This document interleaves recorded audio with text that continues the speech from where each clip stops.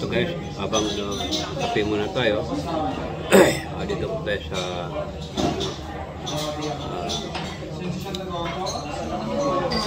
yan. Yan. Kape muna.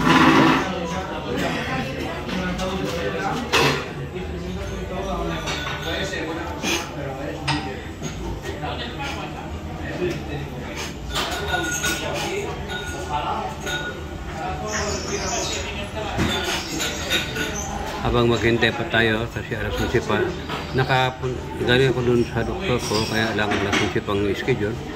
So may 30 minutes ako tayo, so kape muna tayo. Gracias. Ayan guys, bacon ha.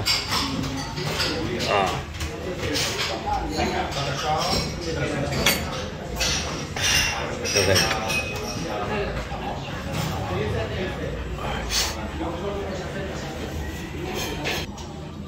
So,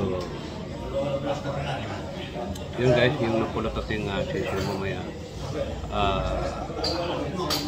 Papalakihin mo natin at titignan ko anong klaseng ibon yun.